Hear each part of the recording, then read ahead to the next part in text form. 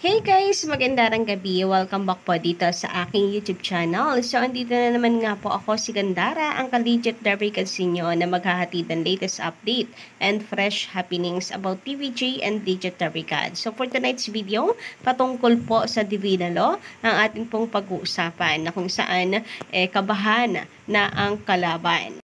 Dahil nga po ito sa inilabas ng Divina Law and for sure magugulantang po ang kalaban na po nito. But before that guys, so narito po pala ang ating TV ratings nitong January 1, 2024. So medyo bumaba po tayo, no? Nasa 2% ang ating ratings. But anyway, ganun pa man, nananatili po na number 1 pa rin naman tayo.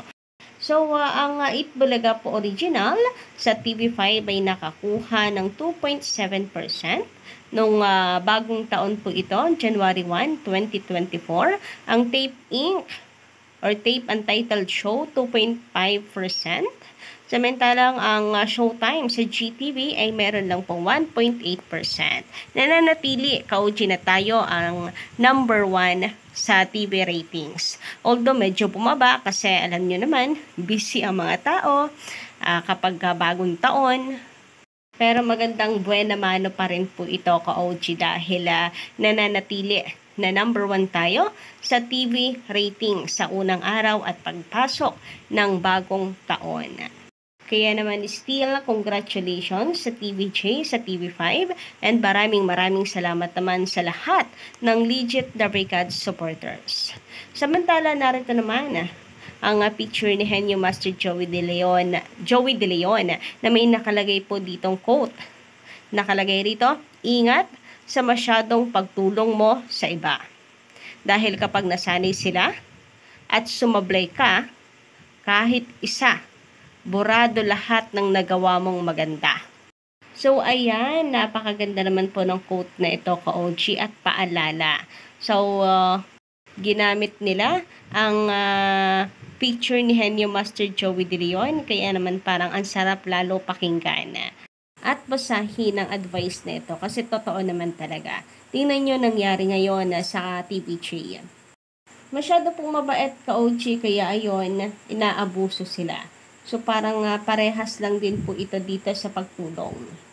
After everything ng ginawa mo para sa iba, kapag ikaw naman ang nangangailangan o di kaya sumablay ka lang ng konti ka-OG, wala nang magandang nakikita sa iyo ang mga tao. Ang saklap, no? Pero yan po ang realidad. Samantala, eto naman guys, ang napakakulit na post ng TVJ Official na Facebook page. Ayan, kumakain po ang TVJ and Legit Derby God. So, sa TVJ ang ayos, ang tahimik. Pero pagdating dito kina Tasha, kina Miles, Raisa, Karen, ako, kagulo na. Real versus real ang araw ka-OG. Pwede ring expectation versus reality. Ang kulit, di po ba?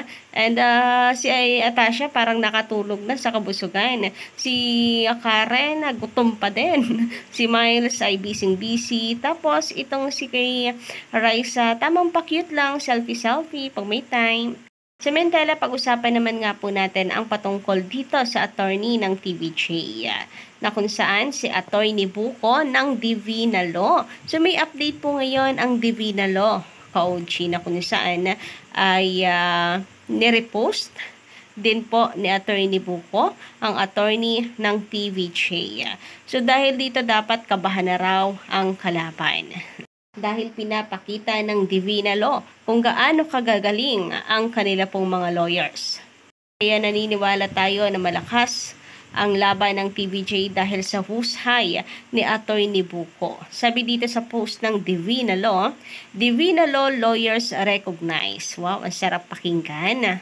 Sabi pa dito, in-house community recently recognized 3 Divina Law lawyers as commended external counsel for 2022 to 2023. Divina Law Managing Partner Attorney Nilo T. Divina and the Senior Partners Attorney Enrique V. De La Cruz Jr., si Attorney Buko po yan, OG, and Attorney Danny E. Bunyi were among the 14 Filipino lawyers who received the recognition based on recommendations, votes, and testimonials from in-house counsels and other buyers of legal services in Asia and the Middle East. Attorney Bunyi was previously named Commended External Counsel of the Year in 2019 and 2021. The in-house community is comprised of over 21,000 in-house lawyers and those with a responsibility of legal and compliance issues within the recognitions and the Asia Pacific and the Middle East. #dynamic lawyering. So, ito nga po yung picture ka-Ochi na ibinahagi ng Divina Law. So, congratulations, Attorney Buko. Commended External Counsel. So, tatlo po sila ni Attorney Bunyi, Attorney Divina, and Attorney De La Cruz Jr. So, yan ang attorney ng TVJ. Napakahusay. So, talagang amoy na amoy ng mga netizens, ng mga legit brigads na dudurugin talaga ni Attorney Buko ang tape sa laban na ito. Samantala, sabi dito ni Sir Rolando Lumapas, ang gusto ko lang mga idol ng TVJ sa TV5, wag nyo hahayaan. Wag nyo hayaan yang mga yan na bastusin kayo ng mga basher at gawan nyo ng aksyon ang mga pinagsasabi nila sa inyo. Mga idol TVJ, dahil pag yan hindi nyo ginawa ng aksyon, mga kalaban nyo, sa mga nakapaligid nyo ay hindi titigil ang mga yan nakalaban nyo. Kung baga, ipakita nyo na mayroong hustisya na gagawin nyo sa mga kumakalaban sa inyo para malaman nila na hindi kayo nagbibiro o walang patunay na may kapangyarihan kayo mga idol ko. TVJ at Digital Regards, kahit sino pa ang mga yan, mga kumakalaban sa inyo, vlogger o mga announcer, para siraan kayo. Kumbaga, ipakita ninyo ang pruwebas sa kanila kung paano kayo maghalit o magpakita na hindi kayo marunong maawa sa mga taong mga naninira at tumitira sa inyo at sa pagkatao ninyo. Action lang ang katapat ng mga yan para matakot at hindi na sila makapaglaban sa inyo. Pakita nyo sa mga animal na yan na paano kayo magalit TVJ. So, minsan guys, para naman sa akin ang TVJ, hindi na nag-aaksaya ng energy at panahon sa mga bashers. Kumbaga ay pinipili rin nila yung battle nila ka-OG. Bakit pag-aaksayahan pa ng panahon, di ba?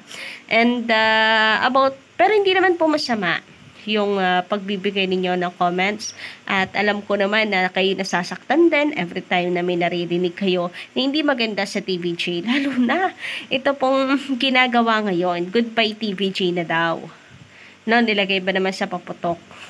Tapos binalita, sinama pa po sa mga respetadong personalidad na namaalam nitong 2023. So, hindi talaga siya maganda. Kaya talagang yung iba na nagmamahal sa TVJ, hindi rin talaga kinakaya yung mga ganitong ginagawa ng mga bashers ka-OG. Samantala, sabi naman dito ni Stanley Olivar, when one door closes on you, another door opens.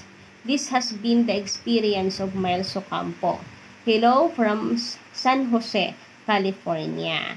So, thank you so much po, Stanley Olivar, sa pagkokomento. And yan nga ang nangyayari ngayon kay Miles. So, ayan, mayroon pong nangyari, nagsara, ka-OG, pero mayroon naman pong pinto ang nagbukas na kung saan mas malaki pa sa mga bagay na ine-expect nitong si Miles Ocampo. So, grabe yung balik, ka-OG. And she deserves it.